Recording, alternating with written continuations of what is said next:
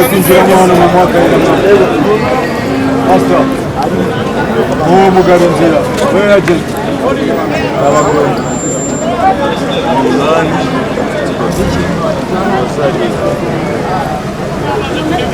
bambuka